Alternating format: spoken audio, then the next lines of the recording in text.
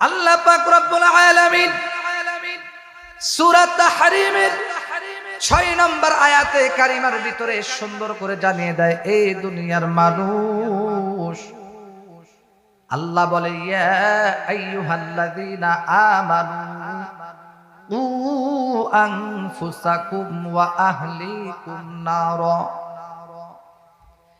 ইয়া আইয়ুহাল্লাযীনা আমানু কু আনফুসাকুম ওয়া আহলিকুম নারা।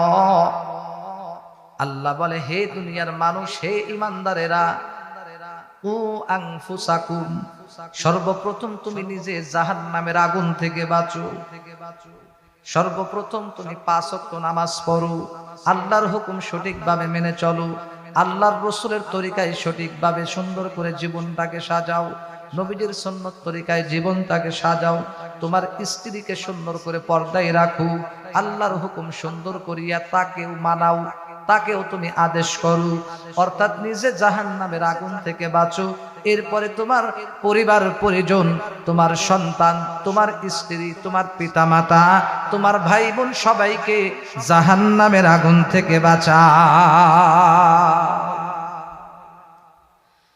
আমার আল্লাহ ডাক দিয়া বলে, মুমিন, নিজে শুধু নামাজ পড়লে হবে না, শুধু নিজে আমল করলে হবে না। বর্তমান সমাজে কিছু মানুষ আছে, নিজে শুধু নামাজ পড়ি, পরহেজগারিতা দেখায়, অনেক আমল করে, কিন্তু নিজের সন্তান বয়স হয়ে গেছে 12 বছর, নিজের স্ত্রীর বয়স তো অনেক হয়েই গেছে, মা বাবা নামাজ পড়ে না, স্ত্রী পর্দা করে না, নামাজ পড়ে না, সন্তানরাও নামাজ পড়ে না। এমনকি দুঃখজনক কথা হলো, তার সন্তান যে মসজিদে নামাজ পড়ে না, কোনদিন ভুলেও বলে না যে সন্তান চলো নামাজে যাই। এরকম অভিভাবক আছে না? না ভাইরা আমার, বন্ধুগণ আমার, গভীর মনোযোগ দিয়ে লক্ষ্য করে রাখবি। আল্লাহর নবী, বিশ্ব নবী রাহমাতুল লিল আলামিন ডাক দিয়ে বলে, উম্মতেরা শুনো, সন্তানের যখন তোমার সন্তানের বয়স যখন 7 বছর হয়ে যায়, সাথে সাথে তোমার সন্তানদেরকে নামাজের আদেশ করবা। 2 নম্বর হলো, যখন বয়স 10 বছর হবে, এরপরে নামাজ পড়ার জন্য আদেশ করো। 12 বছর যখন হয়ে যাবে, আর দেরি করা যাবে না, তাকে তখন নামাজ যদি না পড়তে চায়, প্রহার করে হলেও এরপরেও তাদেরকে নামাজের আদেশ করু। যদি পড়তে না চায়, তাহলে প্রহার করে হলেও, মারধর করে হলেও, শাসন করে হলেও তাদেরকে নামাজ পড়াইতে হবে। এই হুকুম বলেন তো কার? আমার আল্লাহর। আজকে 7 বছর তো দূরের কথা, 15 বছর হয়ে গেল, 18 বছর হয়ে গেল, 20 বছর হয়ে গেল, এরপরেও অনেক কিশোর যুবকরা নামাজের ধারের কাছেও যায় না। আমার ভাইরা, আমার বন্ধুগণ, গভীর মনোযোগ দিয়ে খেয়াল করেন। আল্লাহর নবী, বিশ্ব নবী, কিয়ামতে উম্মতের সুপারিশকারী আমাদের প্রিয় নবী, উম্মতের কান্ডারি নবী, ওই নবী যখন দুনিয়া থেকে ইন্তেকাল করলেন, মৃত্যুর সময় যখন হয়ে গেল, মৃত্যুর মুহূর্তে মুমূর্ষ অবস্থায় যখন আসলো, নবীজির বয়স যখন 63 বছর হয়ে গেল, আমার বন্ধুগণ, আল্লাহর পয়গম্বর দুনিয়া থেকে ইন্তেকাল করবেন। ইন্তেকালের পূর্ব মুহূর্তে হযরত জিবরাইল আলাইহিস সালাতু ওয়াস সালামকে আল্লাহ তাআলা পাঠায় দেয়, ও জিবরাইল, তাড়াতাড়ি করে আমার পয়গম্বরের কাছে যাও। হযরত পয়গম্বরের কাছে আয়েশা, জিবরাইল আলাইহিস সালাতু ওয়াস সালাম আয়েশা সুসংবাদ জানাচ্ছে, এ রাহমাতুল লিল আলামিন, ও পয়গম্বর, আল্লাহ রাব্বুল আলামিন আপনাকে স্বাগতম জানাইছেন, আপনাকে সুসংবাদ দিবেন। কিছুক্ষণ পরে হয়তো আপনি আল্লাহর হুকুমে আল্লাহর দিদার নসিব করবেন। সুবহানাল্লাহ। আল্লাহ রাব্বুল আলামিন কিছুক্ষণ পরে আজরাইলকে ডাক দিয়ে বলে, আজরাইল, যাও যাও, তাড়াতাড়ি করে যাও, আমার হাবিবের কাছে তাড়াতাড়ি চলো, আমার হাবিবের কাছে গিয়া সালাম দাও, আর তার কাছে সুন্দর করে অনুমতি চাইবা। নবী গো পয়গম্বরের কাছে গিয়া সর্বপ্রথম সালাম দিলেন, আসসালামু আলাইকা ইয়া রাসূলুল্লাহ। নবী গো আমার আল্লাহ আপনার কাছে এইমাত্র আমাকে পাঠাইছেন, আমার আল্লাহ সুন্দর করে জানাই দিছে আপনি যদি দুনিয়াতে থাকতে চান তাহলে আপনার হায়াত আরো বাড়ায় দেওয়া হবে, দুনিয়াতে আপনি আরো থাকতে পারবেন। নবী গো দুনিয়াতে যদি থাকতে না চান তাহলে আপনাকে এখনই আল্লাহর দিদার নসিব করার জন্য আল্লাহর কাছে উঠে নেওয়া যাওয়া হবে। এই কথা যখন ডাক দিয়ে বললেন, এই কথা যখন আজরাইল আলাইহিস সালাতু ওয়াস সালাম পয়গম্বরকে ডাক দিয়ে শোনাইলেন, আরে মুমিন,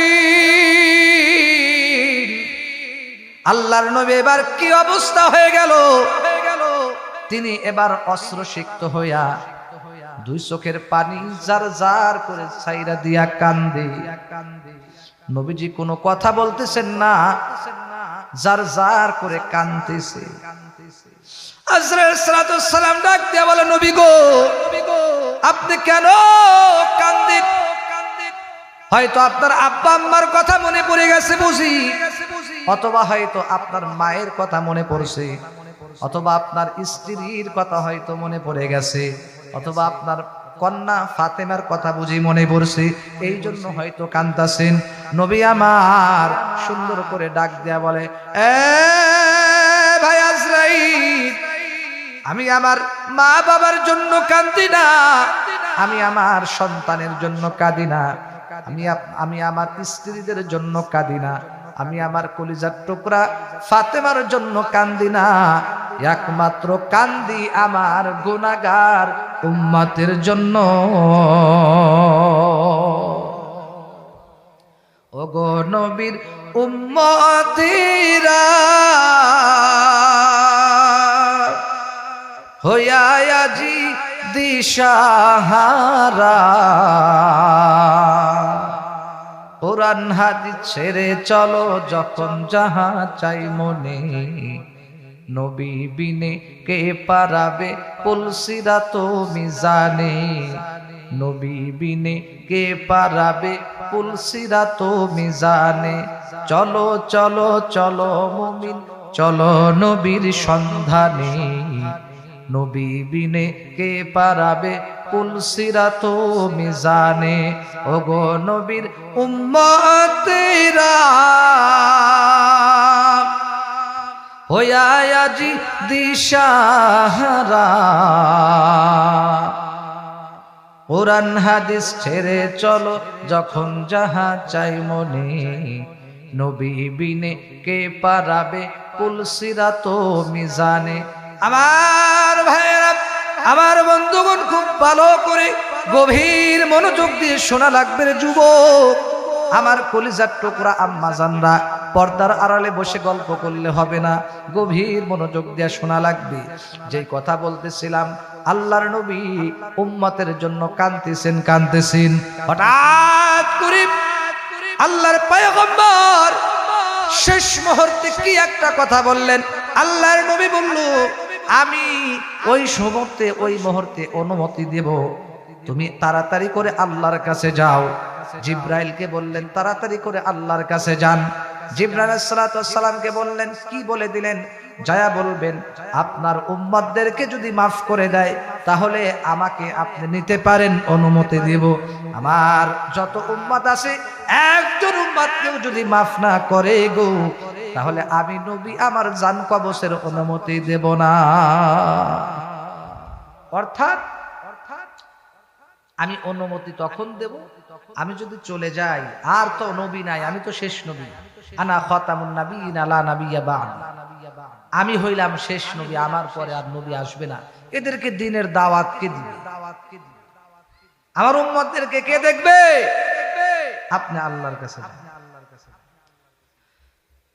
আমার ভাইয়েরা, আমার বন্ধুগণ, ভালো করে লক্ষ্য করেন, জিবরাইল আল্লাহ রব্বুল আলামিনের কাছে গিয়া বলে, ওগো আল্লাহ, আপনার হাবিব অনুমতি দেয় নাই, কান্দি। কয় কি জন্য কান্দে? ডাক